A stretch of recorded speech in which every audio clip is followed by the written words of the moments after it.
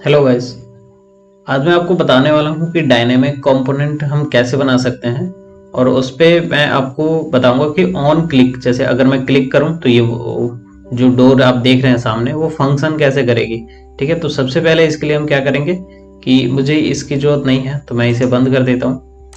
ठीक है, और उसके बाद हम डायनेमिक कंपोनेंट लेके आएंगे यहाँ पे, तो आप देखेंगे कि ये जो इंटरेक्ट विथ डायनेमिक कंपोनेंट है, तो आप देखेंगे कि ये अभी जैसे वर्क कर रहा है। जैसे मैं इसे क्लिक करता हूँ तो ये देखिए डोर खुलता है, फिर ये बंद हो जाता है। ठीक है, तो इस डोर को हम कैसे बना सकते हैं मैं आपको बहुत इजी तरीका बताऊंगा, और वो 2 स्टेप में पूरी तरीके से कंप्लीट हो जाएगा।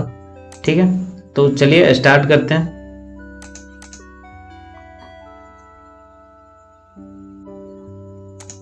ठीक है, तो सबसे पहले हमें क्या करना है कि आप जैसे देखेंगे कि ये है, तो इसका नाम है डायनेमिक कंपोनेंट। तो आप जैसे राइट क्लिक करेंगे तो आप देखेंगे कि यहाँ पे है डायनेमिक कंपोनेंट्स। आपको इसे सबसे पहले लेके आना है यहाँ पे। ठीक है, ताकि आपको यूज करने में आसानी हो। ठीक है, तो जैसे कि सबसे पहले हम चौखट बना लेते हैं, तो मैं चौखट बनाता हूँ 2.5 इंच, कॉमा 9 इंच, एंटर। ठीक है, इसके लिए हम फॉलो मी के लिए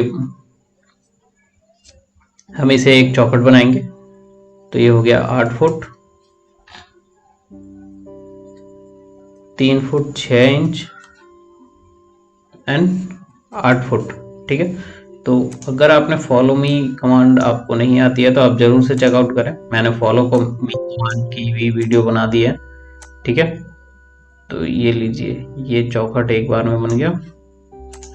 ठीक है, तो सबसे पहले इसको ग्रुप कर लेना है।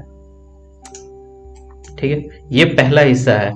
मैंने आपको बताया कि हम इसे 2 हिस्से में कंप्लीट कर लेंगे। ठीक है, ये 2 स्टेप में पूरी तरह से बन जाएगा। तो पहले हिस्से में हम ग्रुप बनाएंगे। अब यहाँ पे डोर बना लेता हूं मैं।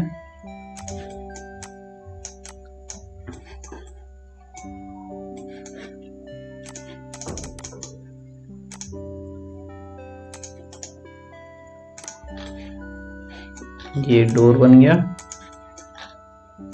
थोड़ा सा पीछे कर लेते हैं। ठीक है, उसके बाद इसमें लॉक बना लेते हैं, एक बेसिक सा लॉक। चलिए, ये एक बेसिक सा लॉक हो जाएगा।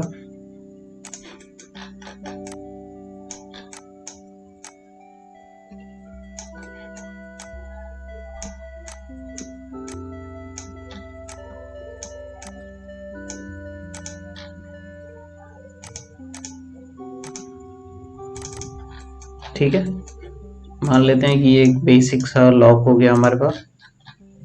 तो पहले स्टेप में आपने क्या किया कि एक चौखट बनाया, डोर बनाया और लॉक बनाया। अब हमें क्या करना है इसी में कि डोर को और लॉक को सिलेक्ट करना है एक साथ, और इसका बना लेना है कंपोनेंट। तो मेक कंपोनेंट क्या है, इससे नाम देते हैं हम डोर। ठीक है, और सबसे मेन बात है एक्सिस को सेट करना। सेट एक्सिस करेंगे हम। आप सेट एक्सिस करते समय ध्यान दें कि आपके जो फाइल में जो एक्सिस है, जैसे आप यहाँ देखेंगे ये रेड ब्लू ग्रीन, इस तरीके से आपको सेट करना है। ठीक है, तो ये देखिए, और पीछे वाले एरिया पे हम एक्सिस सेट करेंगे। ठीक है, ताकि जब रोटेट हो तो इस यहीं से रोटेट हो। तो ये ब्लू ऊपर है, रेड इधर ही है, तो ये सेट हो गया मेरा। ठीक है, अब इस तीनों को, जैसे अब ये एक तो ये हो गया और एक ये हो गया, इन दोनों को सिलेक्ट करके हम कंपोनेंट बना लेते हैं और इसका नाम एक दे देते हैं। क्रिएट हो गया। ठीक है, अब हमें क्या करना है कि इस कंपोनेंट को सिलेक्ट करके राइट क्लिक करेंगे आप, तो अब नीचे देखेंगे डायनेमिक कंपोनेंट्स में यहाँ आता है कंपोनेंट एट्रीब्यूट। ठीक है, इसे ओपन कर लेंगे। तो अब देखिए, जो हमने 2 नाम से कंपोनेंट बनाए थे, पहला डोर से और दूसरा 1 के नाम से बनाया था कंपोनेंट। ठीक है, तो अब आपको जो डोर से बनाया था, जिसमें हमने डोर और लॉक को कंपोनेंट बनाया था, उसके अंदर आना है। जैसे ये डोर है, इस पे देखेंगे आप प्लस का निशान आ रहा है, तो प्लस का निशान करेंगे।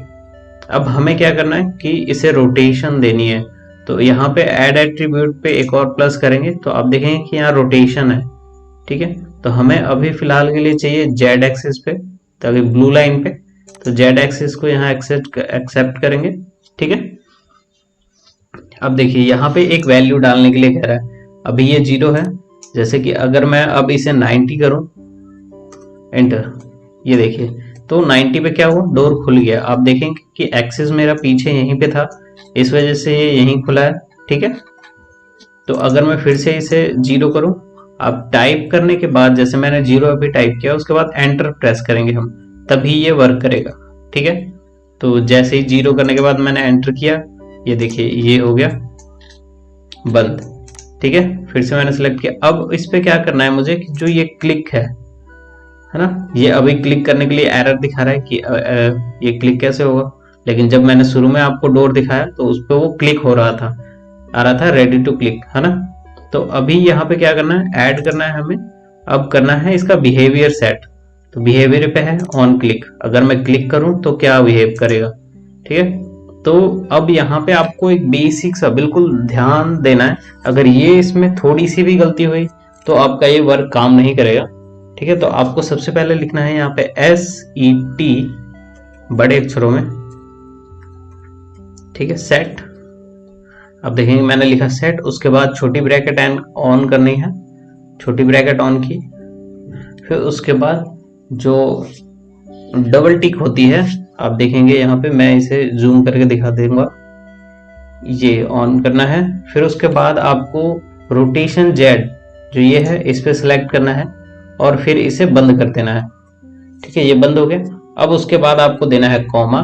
अब उसके बाद आप इस पे जितने जितने डिग्री पे आपको रोटेट करना है, अब वो डालेंगे।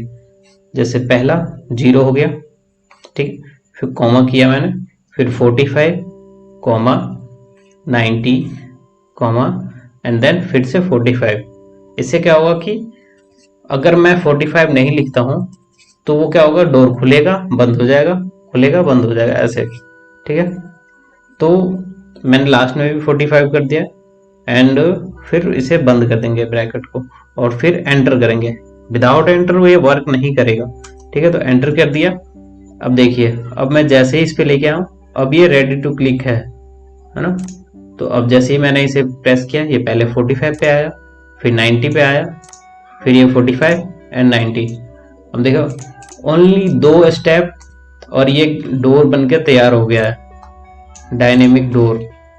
हालांकि डायनेमिक कंपोनेंट बनाने में बहुत सी सारी चीजें हैं, जैसे इसका कलर चेंज करना, साइज चेंज करना, वो सारी चीजें मैंने अभी नहीं बताई है क्योंकि हमें एक एक स्टेप करके चलना चाहिए। तो मुझे अभी लगा कि ये बताना चाहिए, तो मैंने अभी इतना बताया। बाकी चीजें मैं किसी और वीडियो में आपको बता दूंगा। ठीक है, आई होप आपको ये चीज अच्छे से समझ में आ गई होगी। तो इस वीडियो को ज्यादा से ज्यादा अपने दोस्तों को बताएं, दिखाएं और उन्हें भी बनाकर दिखाएं। और वीडियो को एंड करने से पहले लाइक करें, चैनल को सब्सक्राइब करें, कमेंट में जरूर अपनी राय बताएं कि आपको ये कैसा लगा। मिलते हैं नेक्स्ट वीडियो में। Thank you.